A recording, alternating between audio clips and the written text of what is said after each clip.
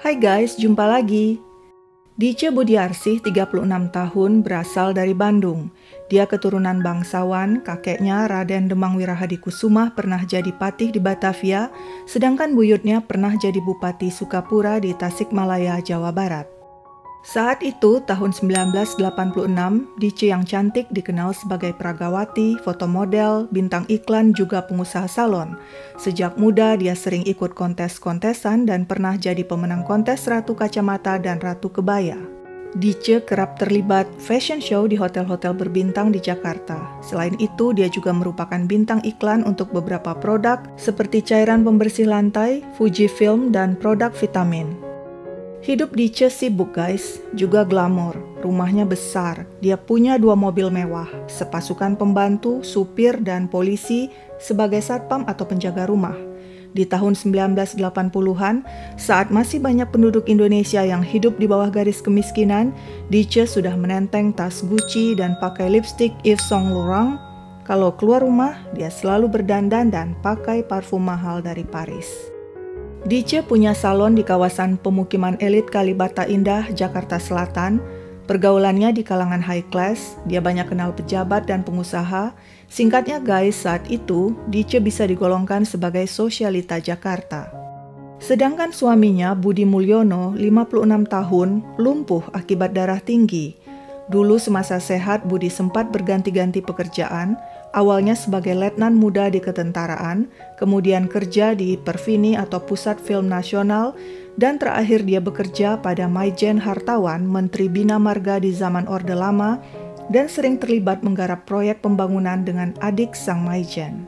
Budi Mulyono sudah pernah nikah sebelumnya dan punya 1 anak, tapi cerai. Lalu tahun 1970 dia menikahi Dice dan mereka dikaruniai 2 anak.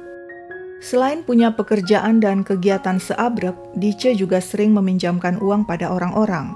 Sebenarnya suaminya keberatan dengan pekerjaan yang satu ini karena khawatir nanti bisa menimbulkan keributan.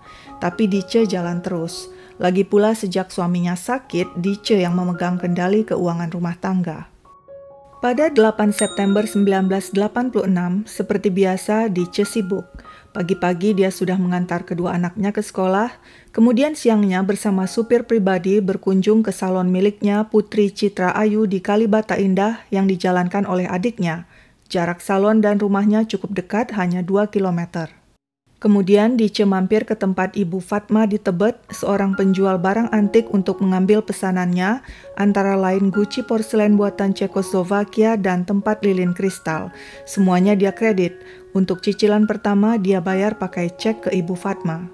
Setelah itu Dice bersama sopir menuju sebuah salon di Jalan Semarang Menteng, Jakarta Pusat karena Dice ingin facial. Sorenya barulah Dice dan sopir pulang ke rumah. Malam hari sekitar pukul 7, Dice menerima telepon dari seseorang. Dia langsung bersiap pergi, nggak dandan, hanya pakai baju batik biru, mungkin baju daster ya guys, dan sandal hitam. Dia pamit ke suaminya dan bilang akan ke salonnya di Kalibata Indah. Tapi ke pembantunya dia bilang pergi untuk menagih utang.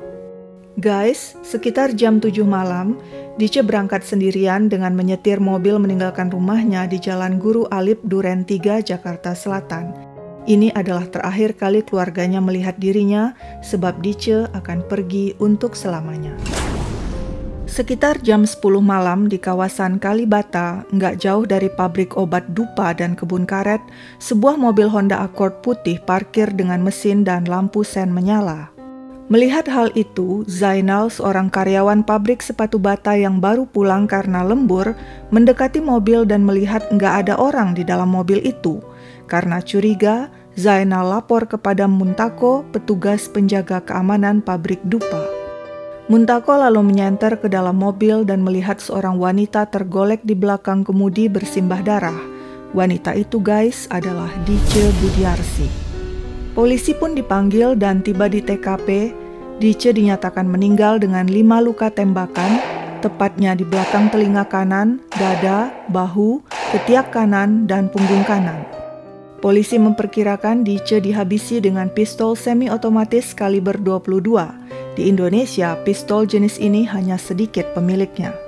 Menurut keterangan saksi Zainal, sebelum dia menghampiri Honda Accord, nggak jauh dari lokasi mobil itu, dia sempat berpapasan dengan seorang pria berjaket hitam dan berbaju putih yang berjalan terburu-buru.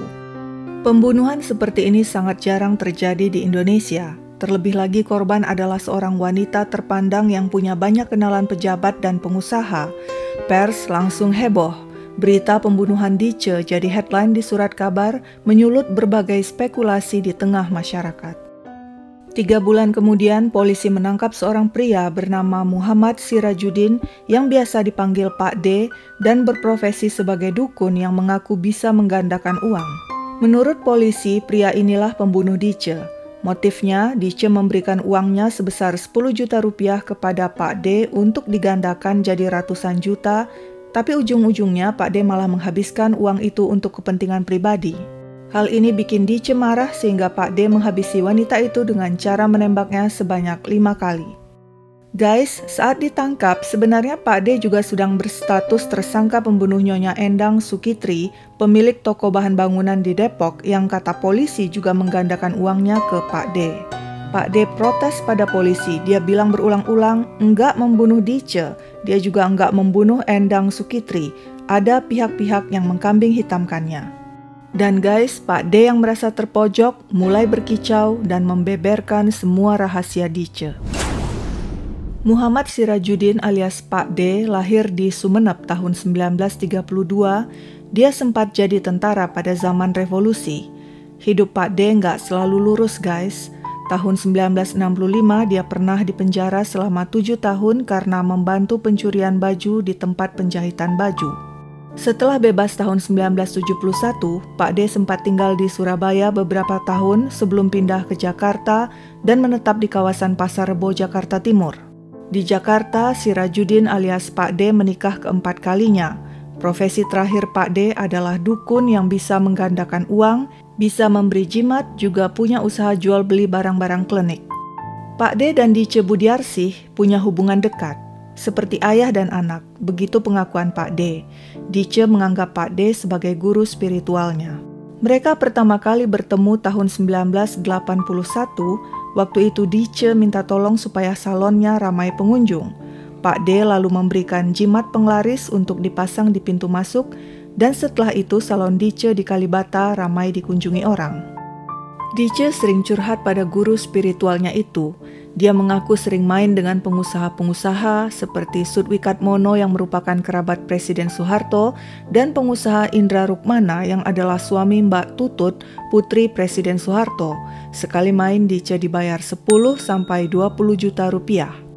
Dice juga mengaku punya pacar tetap yakni Marsekal Suwoto Sukendar, Kepala Staf Angkatan Udara tahun 69-73. Marsekal Suwoto setelah pensiun beralih profesi jadi pengusaha di bidang penerbangan. Suwoto dan Pak D juga punya hubungan bisnis barang-barang klinik. Menurut Pak D, selain memacari Dice, Marsekal Suwoto juga minta Dice tidur dengan pejabat-pejabat tertentu untuk memuluskan proposal proyek-proyeknya. Terbukti strategi Suwoto berhasil sebab dia sukses memenangkan tender proyek pembangunan sebuah bandara di Indonesia. Pak D juga bilang 4 hari sebelum Dice dibunuh, tepatnya 4 September 1986, Dice mengadu padanya karena bertengkar dengan pacarnya Marsekal Suwoto. Dice bilang dia ingin ikut show bersama pengusaha salon lainnya di Hotel Borobudur, tapi Suwoto nggak mengizinkan. Inilah yang bikin mereka ribut. Tapi informasi paling menggegerkan yang disampaikan Pak D adalah saat meninggal ternyata Dice sedang hamil 2 bulan. Siapa bapak anak dalam kandungannya? Pak D nggak tahu. Skandal Dice yang disampaikan Pak D ini terendus oleh pers dan dimuat di media cetak. Rumor tentang hubungan intim Dice dengan pejabat dan pengusaha pun jadi gunjingan masyarakat. Pers dan masyarakat menebak-nebak apakah kematian Dice disebabkan oleh salah satu pria yang pernah disebutkannya pada Pak D itu. Apakah ada konspirasi antara si pelaku, pihak penguasa dan polisi untuk menutupi kasus ini dan menjadikan Pak D tumbal? Desas-desus yang paling gencar beredar di masyarakat guys, seorang pengusaha telah menghamili Dice dan hal ini menimbulkan kemarahan istrinya yang kemudian memerintahkan seseorang untuk membereskan Dice dan lalu mengkambing hitamkan Pak D sebagai pelakunya. Menurut Pak D, polisi tahu siapa pelaku sebenarnya, tapi mereka malah menangkap Pak D yang tidak bersalah dan merekayasa semua bukti agar mengarah kepadanya. Saat diinterogasi polisi, awalnya Pak D membantah membunuh Dice.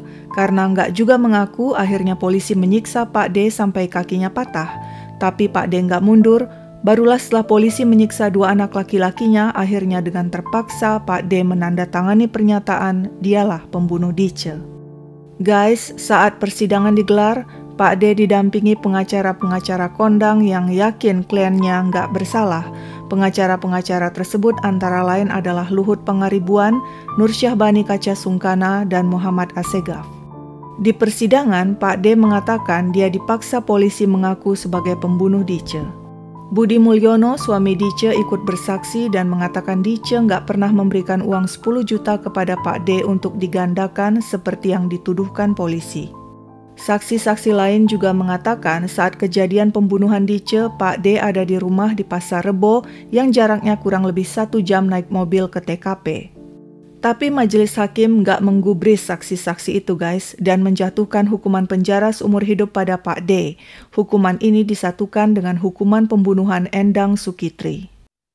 Pak D mendekam di Lapas Cipinang, Jakarta Timur selama 14 tahun sebelum akhirnya ketika Presiden Soeharto lengser dan digantikan B.J. Habibie, Pak D mendapat pengurangan hukuman dari seumur hidup jadi 20 tahun. Akhirnya, pada 27 Desember 2000, Pak D bebas dan bisa meninggalkan Lapas Cipinang. Pak D tetap bersikukuh tidak membunuh Dice. Lalu kalau bukan Pak D, siapa sebenarnya yang membunuh Dice dan apa motifnya? Bagaimana menurut kalian guys? Share pendapat kalian di kolom komentar ya. Sekian dulu ceritaku. Jangan lupa subscribe, like, share, dan komen. Sampai jumpa di cerita lain.